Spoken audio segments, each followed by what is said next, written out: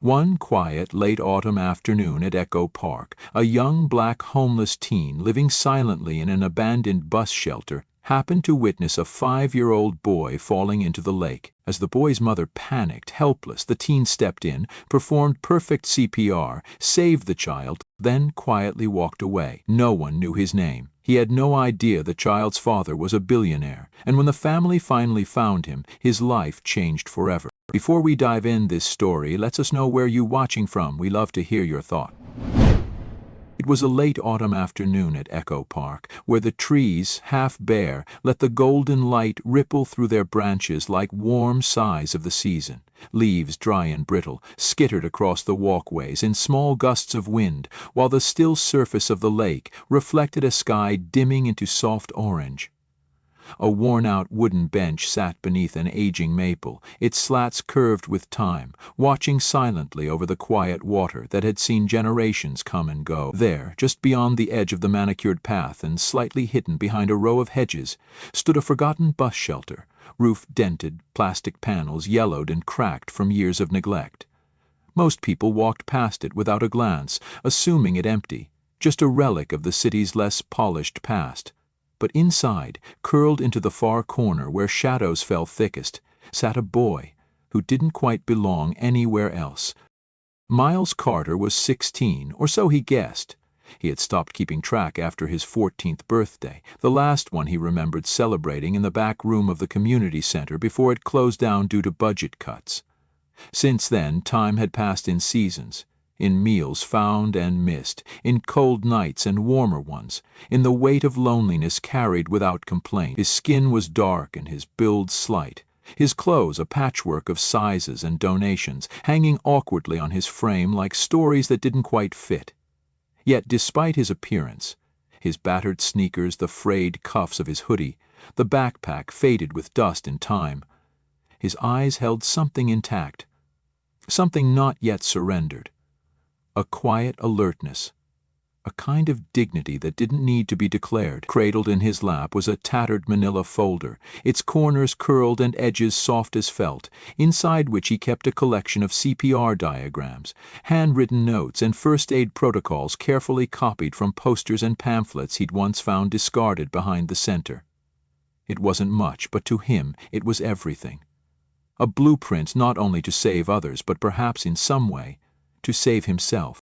He often came to the park in the late afternoon, not because he expected anything to happen, but because it was quiet and people, usually, didn't look too closely. He'd fill his bottle at the drinking fountain near the playground, and sit at the edge of the grass where no one claimed space, reading his materials in the fading light, mouthing the steps silently, like a mantra. Today was no different. He had just finished reviewing the 32 chest compression ratio when a burst of laughter broke his focus. Turning slightly, he noticed a small boy no older than 5 darting across the grass, his sneakers flashing white and green as he chased a rubber ball down a gentle slope. Close behind, on a bench with a laptop on her knees and a phone pressed to her ear, sat a woman, elegant, poised, her polished boots crossed at the ankles, eyes flicking between her screen and the child with measured ease. That was Elena, though Miles didn't know her name then.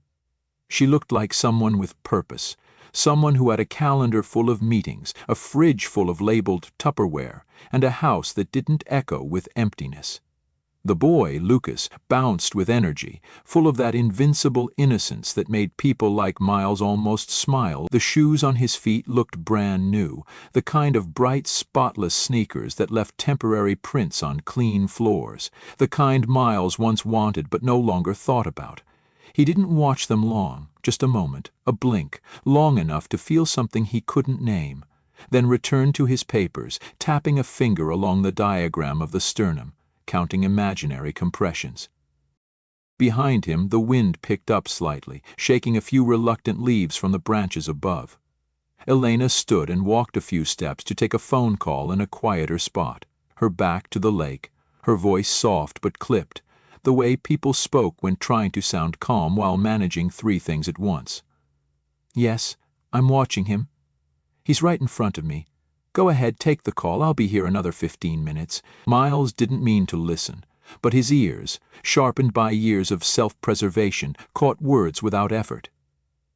Something in her tone, loving but distracted, sounded familiar, like something he once heard through a cracked bedroom door, long ago, before the home he had vanished into foster lists and final signatures. And then the world shifted. It happened in a sliver of time, the kind so small you'd miss it if you blinked. Miles looked up again, and Lucas was gone. The grassy slope he had rolled his ball down now looked steeper somehow. The sound of distant ducks echoed louder than it should. Alina turned, still holding her phone, the color draining from her face as she scanned the horizon. Her lips moved. At first softly, then with rising panic. She stepped forward, then faster, then ran. Her phone dropped to the ground with a dull thud. A moment later, Miles stood too, his eyes narrowing. From the edge of the lake, just a few yards away, a small shoe floated silently, turning in slow circles like a petal lost in the current. Elena's scream tore through the stillness like a crack of lightning on a quiet field, sharp and primal, the kind of sound that made strangers freeze mid-step and birds abandon their branches. "Lucas!" she shouted again, this time louder, her voice rough with disbelief as her eyes scanned the waterline, refusing what they saw. The little shoe, unmistakable with its bright green stripe, bobbed gently near the reeds, a mute witness to something unspeakable. She didn't hesitate. There was no time for calculation, no room for fear, only a mother's instinct and a terrible surge of dread that knocked the air from her lungs. In a matter of seconds, her boots hit the water's edge, splashing through the shallows as she waded in, arms outstretched, hands trembling, heart galloping inside her chest like a runaway train. Miles dropped his folder without realizing it. The CPR notes fluttered against the bench and then the ground, forgotten as his body moved before his mind could catch up. Something in the sound of Elena's scream lit a fire in his bones, a silent command louder than words, "Do something!" From where he stood, half hidden behind the shrubs, he could see her chest deep in the lake, pushing through the water, eyes wild, calling her son's name again and again. Her movements became desperate splashes, her cries fractured, rising into the air like smoke from a house on fire. Then she stilled, gasped, and bent forward. When she re-emerged, she was holding a small body in both arms, limp and glistening like a broken doll. The sight of it nearly knocked Miles to his knees. Lucas didn't move. His arms dangled, head slumped backward, eyes closed, lips tinged a terrible shade of blue that shouldn't belong on a child's face. Elena dragged him to the shore, stumbling, falling once, but refusing to let go. She collapsed onto the grass, laying him flat, sobbing now, deep, choking sobs that tore from her throat with every shaky breath. Her hands moved erratically, unsure. She fumbled for her phone, called 911, screamed the words into the receiver, then dropped it beside her. With trembling hands, she pressed on his chest, shouted his name, cried into his neck, tried to remember what she'd once read in a pamphlet or seen in a video. Was it 2 breaths, then compressions, or 30, then breath? Her palms shook, her rhythm off, her mouth too close to panic to deliver air. She was drowning too, only her water was fear. Miles had never moved so fast in his life. He crossed the grass in long strides, ignoring the thudding of his heart and the way his legs wobbled beneath him. As he reached them, he slowed, not out of hesitation, but to gather the pieces of his training that had scattered in his panic. Elena looked up, startled by his presence, eyes wide with confusion and suspicion, but also hope, that last fragile thread people cling to when all else has unraveled. "I know what to do," Miles said, breathless but firm, his voice cracking not with fear but urgency. "Please, let me try." For a second she didn't move. He was a stranger, a boy in ragged clothes, unknown and uncredentialed. But there was something in his eyes, steady, focused, almost older than his years, that made her hands fall back and her body shift aside. He dropped to his knees beside the boy and began. First he tilted Lucas's head gently to open his airway, his fingers precise, respectful. He leaned close, listened for breath, watched the chest for movement, felt nothing but the cold press of silence. He pinched the boy's nose, sealed his own mouth over the small one, and gave 2 slow, deliberate breaths, watching the chest rise, then fall. Then he placed his palms on the center of the chest, found the right spot between the ribs, locked his elbows, and began compressions. 1, 2, 3. He counted under his breath, not aloud, not to dramatize, but to keep the rhythm his body had memorized on paper so many times. 30 presses, then 2 breaths, again, then again. Time stretched, warped, disappeared. Elena crouched nearby, frozen in awe and terror, hands pressed to her lips. Her son, her baby, lay so still, so unbearably still. And yet. Miles kept going, sweat dripping down his brow despite the chill, arms aching, back screaming, but he didn't stop. He couldn't, because he knew this moment. He had played it in his mind again and again. Every night he read those CPR steps beneath a flickering streetlight. But now it was real. A life, a child. Not just practice, not theory. Then it happened. On the 4th round, just as he drew back from another breath, Lucas jerked slightly. Then again. A wet, raspy cough erupted from his mouth, followed by a choking gurgle and a gasp so sharp it made Elena cry out. Water spilled from the boy's mouth as his chest convulsed, his eyes fluttering open, unfocused but alive. A sob broke from Elena, then another as she crawled forward, pulling her son into her arms, kissing his damp forehead, whispering his name over and over through broken tears. Miles exhaled. Not a victorious breath, not a proud one, but a breath of release, of quiet relief, of everything inside him unclenching. He sat back on his heels, hands shaking, legs numb, heart still racing like it didn't trust what had just happened. Then in the distance he heard the whine of sirens growing louder, the unmistakable wail of paramedics closing in, tires crunching on gravel paths. He stood slowly, unsure what came next, unsure if he belonged in whatever moment was forming now that the crisis had passed. Elena looked up, searching for the boy who had given her son back. But Miles, without waiting for applause or questions, turned away. He picked up his folder from where it had landed near the bench, brushed a leaf from its cover, and walked back the way he came, disappearing behind the hedges just as the red and white light spilled across the park. He didn't look back. He didn't need to. He had already given all he had, and for someone like him, that had to be enough. By the time the paramedics reached the lakeside, Elena was sitting on the grass with Lucas cradled tightly in her arms, his small chest rising and falling against her, his hair still damp and clinging to her cheek where her tears had fallen freely. She didn't look up at first, too stunned by the miracle that had just unfolded, too overwhelmed by the sheer fragility of those past minutes, when she had hovered on the edge of losing everything that mattered. The medics moved quickly, their voices calm and practiced, checking the boy's vitals, asking Elena for details that blurred in her mind. She could only point behind her, toward the hedge line where the boy, no, the young man, had just stood. He saved my son, she whispered. But when they turned to look, there was no one there. The bushes rustled in the light breeze, empty of movement, as though they had swallowed the stranger whole. Miles had already crossed the lot behind the park and disappeared into the quiet streets, the folder clutched to his chest like a secret. He moved quickly but without panic, not running, not hiding, simply slipping away the way those who have lived unnoticed know how to do. The world often looked past boys like him, ragged, quiet, unclaimed. And now, even in the aftermath of something extraordinary, he knew better than to wait for anyone to ask his name. He had done what he came for, what he had trained for in silence and shadow, and that in his mind was all he needed. Recognition was for others, survival was for him. At the hospital, Lucas was pronounced stable, the color returning to his face, his breath smooth, though shallow from exhaustion. Elena sat beside him the whole time, holding his hand gently, brushing damp curls from his forehead.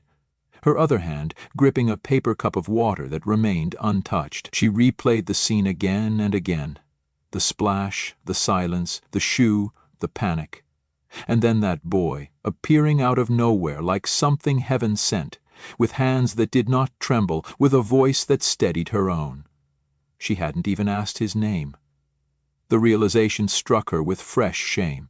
In her terror she had trusted him with her child's life, but not once had she thought to ask who he was, where he had come from, why he knew what to do. He had appeared, acted, and vanished, and all that remained was the certainty that her son was alive because of him. Mark arrived that evening, flying back from San Diego as soon as the call came in, suit wrinkled, tie undone, jaw set in that hard, determined way that often masked emotion behind practicality. When he walked into the room and saw his wife asleep in the corner chair and his son resting safely beneath a soft blanket, his breath caught. Elena stirred, woke slowly, then rushed to him, holding him tightly. "Percy's okay," she said into his shoulder. "He almost wasn't, but he is." They sat for a while in quiet, the kind of silence that comes after a storm, when the heart is too full to speak. Then Elena told him what had happened. Not just the drowning, not just the CPR, but about the boy. He came out of nowhere. He knew exactly what to do. He saved Lucas, and then he left. Her voice wavered. "Mark, he didn't want anything. No name, no thanks. He just walked away." Mark, a man who dealt in metrics and outcomes, who valued accountability and structure, frowned, not in doubt but in calculation. "You said he looked young?" Elena nodded. "Maybe 16, 17, poorly dressed, thin. I think he might be homeless." Mark stood, pacing the hospital room slowly. "We need to find him. Not just to thank him, but to help him. Someone like that, someone who could stay calm, think clearly, act with that kind of purpose. He deserves more than a sleeping bag in some alley." And so it began. The next morning a reward was announced, not for capturing a suspect, but for finding a hero. Flyers went up across the neighborhood with only a description. Unknown teenage boy, African American, approximately 16, seen leaving Echo Park after assisting in a child's rescue. Surveillance footage from city cameras was pulled and reviewed. Local news stations aired segments titled "The Boy Who Vanished," inviting anyone with information to step forward. The city buzzed with curiosity, touched by the mystery and the humility of the act. In a world often jaded by headlines of cruelty and apathy, the story lit something rare. Hope that maybe not all heroes wore uniforms, and not all good deeds came with hashtags. Yet Miles remained a ghost. He avoided the places where people gathered, changed routes often, and slept in different corners of the city depending on which shelters were less crowded or which alleys felt less watched. He had heard whispers of the search, seen a news segment once through the window of an electronics store, recognized the words but not the face they spoke of. He didn't want recognition. What he wanted, quietly, was to be useful. That moment in the park had given him something he hadn't dared hope for in years, a sense of meaning, of connection, even if only for a few minutes. He carried it like a flickering candle in a paper cup, shielding it from the wind, not wanting fame to blow it out. But fate, as always, has its own sense of timing. It wasn't a TV broadcast or a poster that eventually gave him away.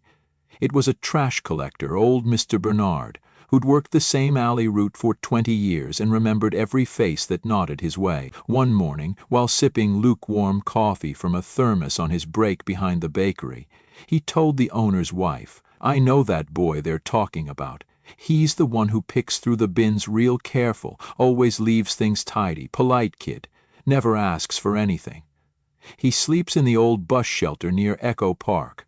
I've seen him there, reading something about medical stuff. I think he's one of the good ones." That single observation, spoken in passing, would lead Elena back to the boy who had saved her son. Not through search engines or private investigators, but through the quiet noticing of an ordinary man, the kind of noticing the world doesn't do enough of.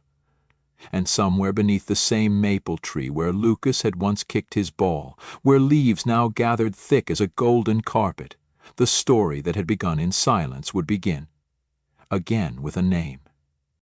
It was just after dawn when Elena returned to Echo Park, bundled in a wool coat she hadn't worn in years, its buttons still holding faint memories of gentler seasons.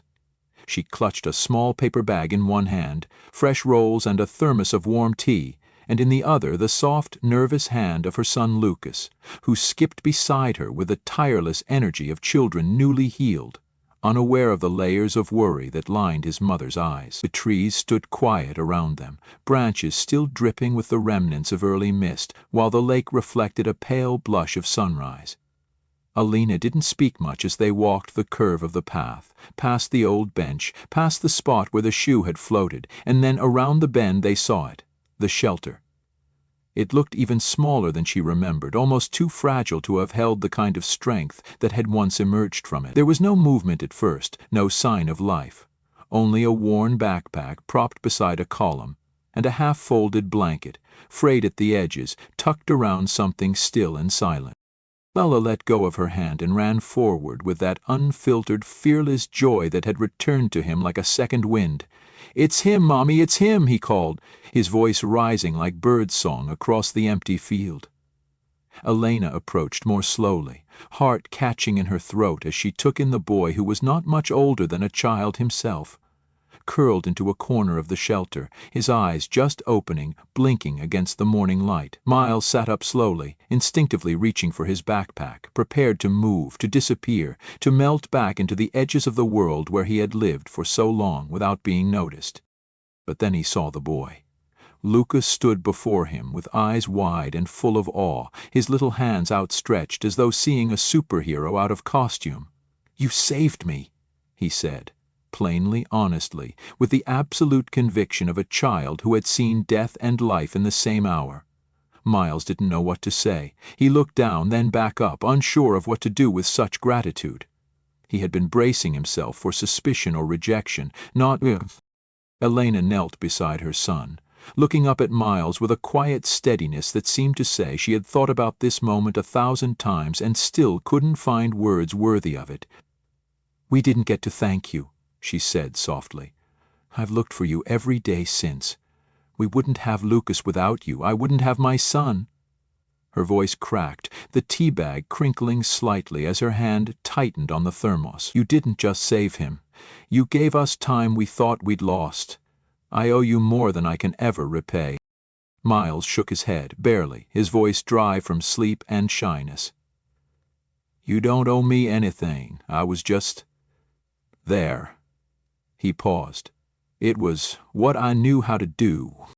Elena looked at him for a long moment, her eyes shining not with pity but something gentler, respect.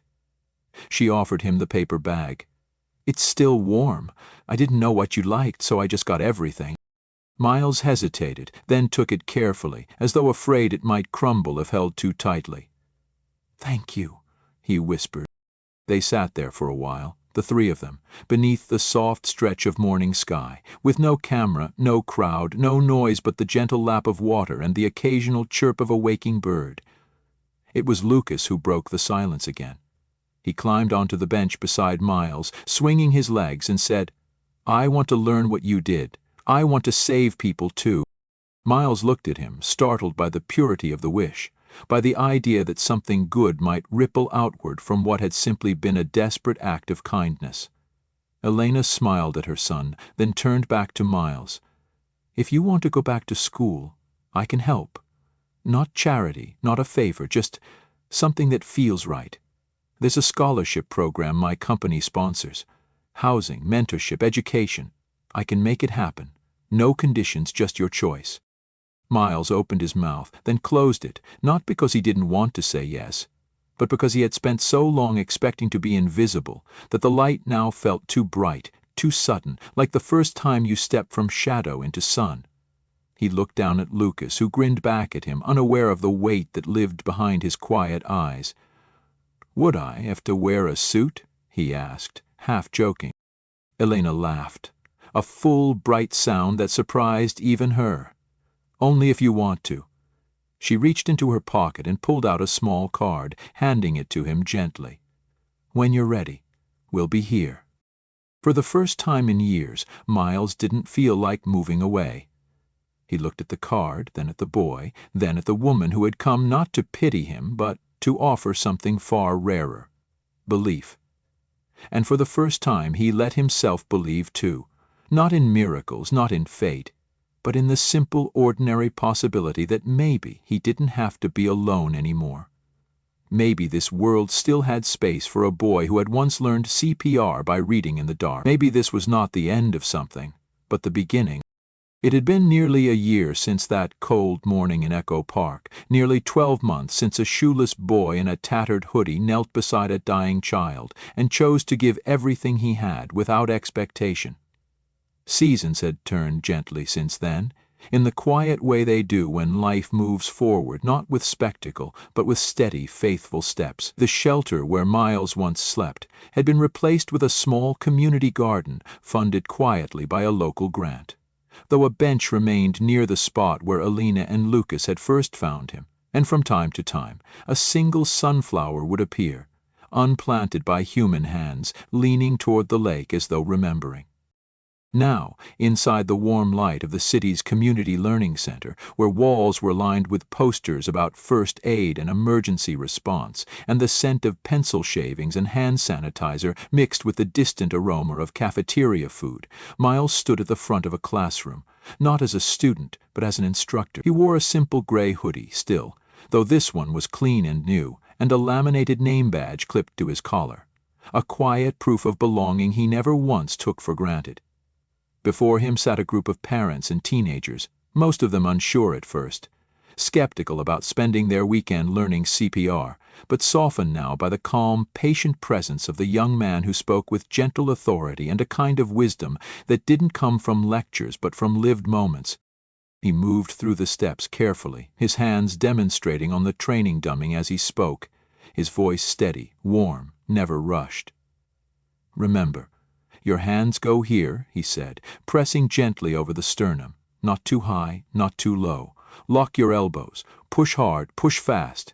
If you're scared, that's okay. Do it scared. But do it. Because someone's life may depend on whether or not you're willing to act." The room was quiet, attentive. Even the children fidgeted a little less when he spoke, sensing perhaps that this wasn't just a lesson. It was a gift passed down from the brink of something unforgettable. In the back row, Lucas sat with his arms folded proudly across his chest, a handmade pin on his shirt that read "Junior Responder."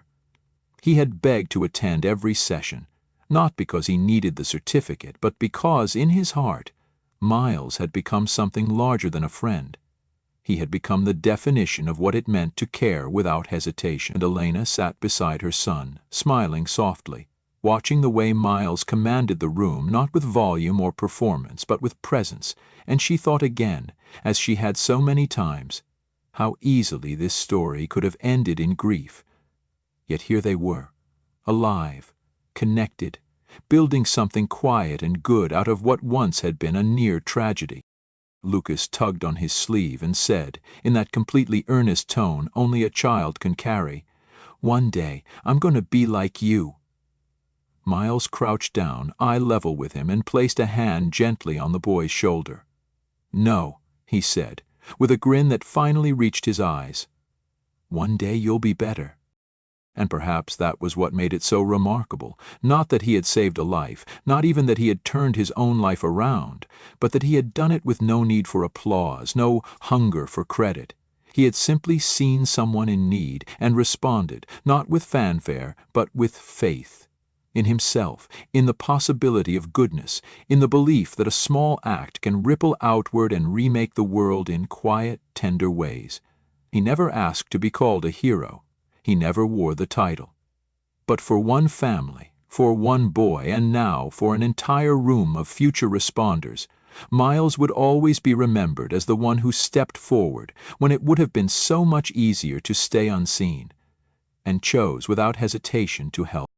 And that was enough. That was everything. Join us to share meaningful stories by hitting the like and subscribe buttons. Don't forget to turn on the notification bell to start your day with profound lessons and heartfelt empathy.